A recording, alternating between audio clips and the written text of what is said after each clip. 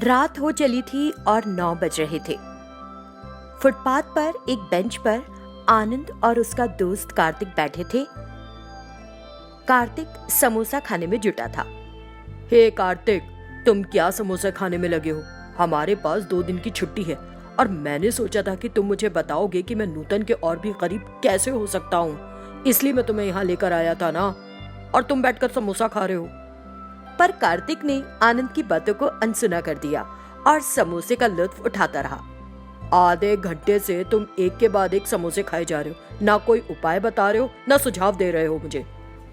अरे यार, दिमाग तेज काम करने के लिए कोई डिस्टरबेंस नहीं होना चाहिए। जब भी हमें भूख लगती है तो दिमाग सुस्त हो जाता है और दिमाग की शार्पनेस दिमाग से निकल जाती है।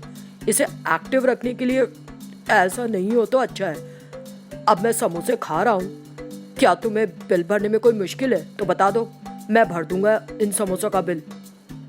ओ माय गॉड, मेरी प्रॉब्लम बिल भरना नहीं है, लेकिन मुझे तुझसे कुछ सुझाव या सलाह चाहिए। कम से कम इनमें से एक तो दे, बस यही कह रहा हूँ ना। मैं तेरी प्रॉब्लम समझ गया।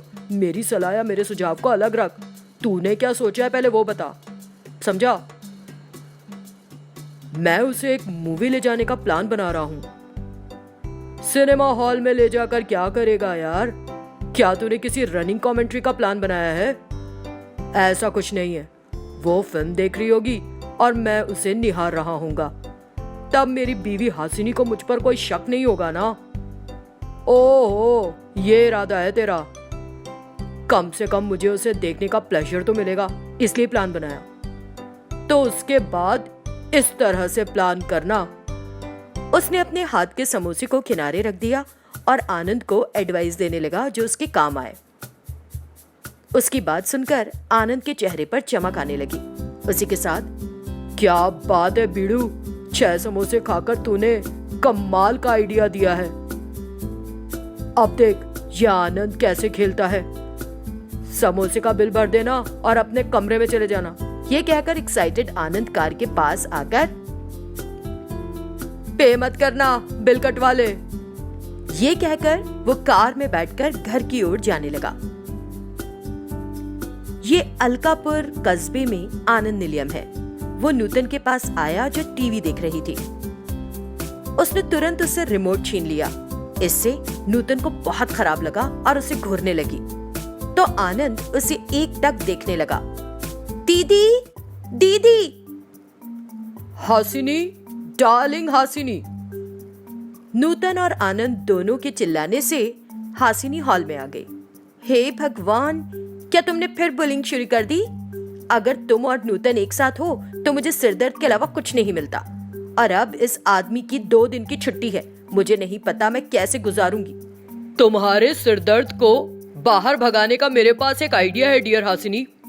वो क्या है? कल पहले हम मूवी देखने जाएंगे और वहां से। उसने आगे बताना बंद कर दिया। हासिनी और उसकी साली नूतन को देखने लगा। नूतन ने मुंह दूसरी तरफ फेर लिया, लेकिन हासिनी बड़ी एक्साइटेड थी। हाँ, वहां से कहाँ? बताओ, वहां से हम कहाँ जाएंगे, बोलो ना। That's a surprise. कल सुबह तैयार हो जाओ। गुड नाइट, उसने बताया और वहां से चला गया। वो रात ऐसे ही निकल गई। अगले दिन तीनों कार में बैठकर थिएटर में आए। नूतन और हासिनी फिल्म देखने में डूबी हुई थी, लेकिन आनंद नूतन को देखने में। जब नूतन ने आनंद को ऐसे करते देखा तो उसे बहुत एम्बैरेसिंग लगा। 2 घंटे बाद वे थिएटर से बाहर आए।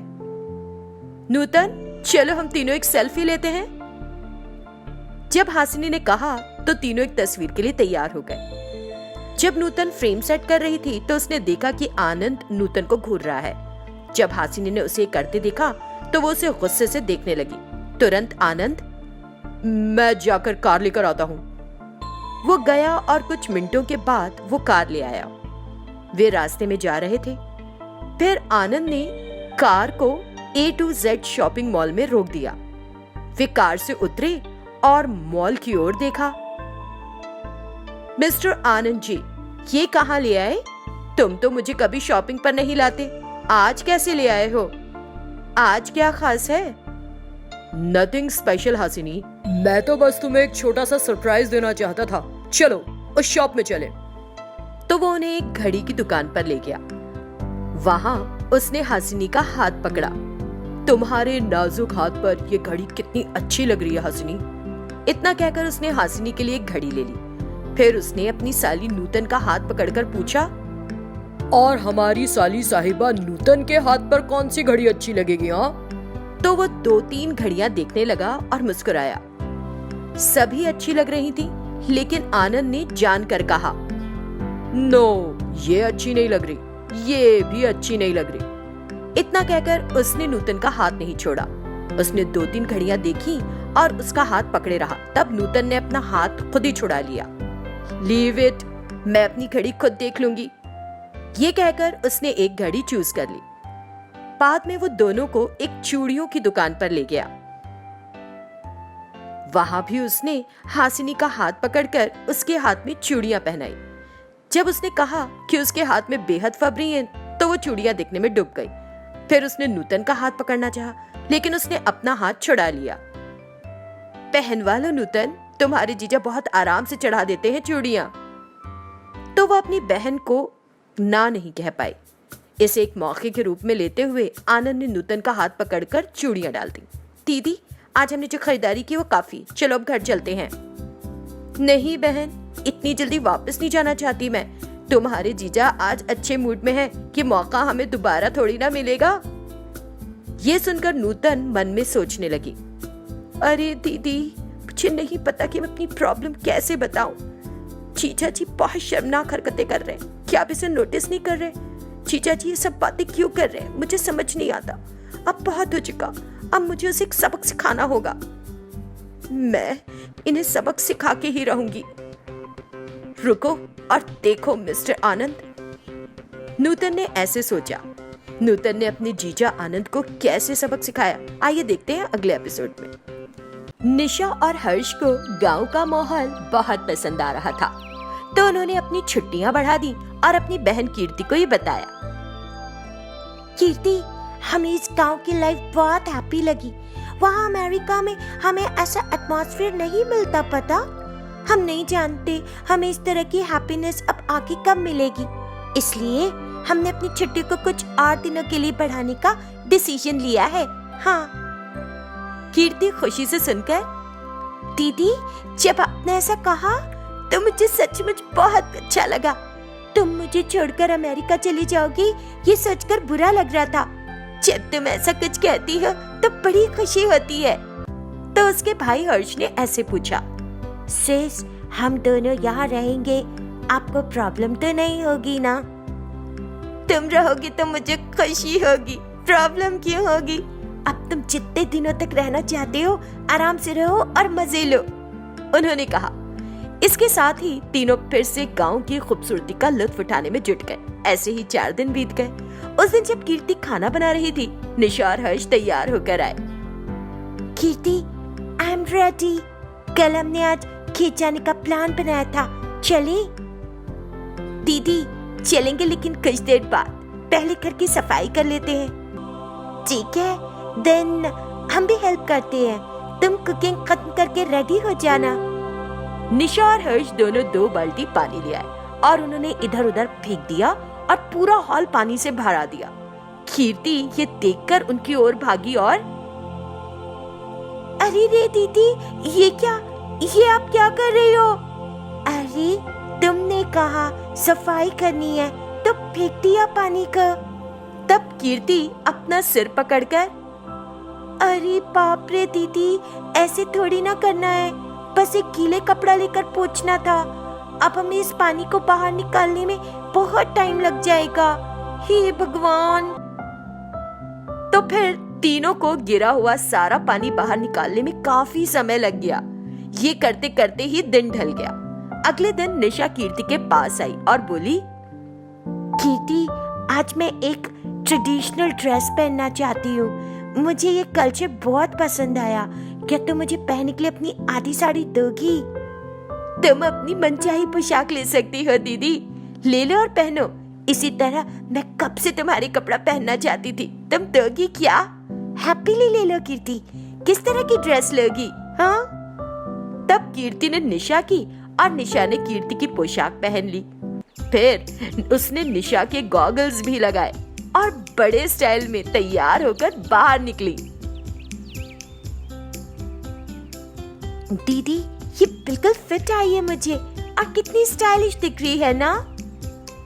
मैं भी अपनी रूटीन ड्रेसेस से तंग आ चुकी थी कीर्ति, और देखो ये हाफ साड़ी मुझ पर भी कितनी अच्छी लग रही है। दोनों ऐसे ही बात कर रही थी और आगे बढ़ रही थी। तभी कीर्ति ने निशा के पैरों में ऊंची एड़ी के सैंडल्स देखे। दीदी, सब कुछ सिंक में है, लेकिन मेरे स्लीपर्स अच्छे नहीं लग रहे हैं ना, तो चलो कुछ देर के लिए जूते भी बदल लें। जब उसने पूछा तो निशा ने तुरंत अपनी ऊंची एड़ी के सैंडल्स उसे दे दिए और कीर्ति ने उन्हें पहन लिया और चलने लगी। लेकिन ऊंची एड़ी पहनने की आदी नहीं होने के कारण वो कुछ ही दूरी पर फिसलकर नीचे गिर गई। उसे देखकर निशा और हर्ष पहले तो खूब हंसे और फिर उसे उठाया।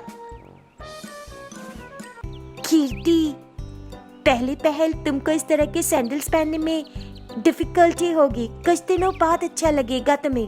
बाप रे, मैंने विदेशी सैंडल पहन लिया और गिर पड़ी, कमर दर्द हो रही है।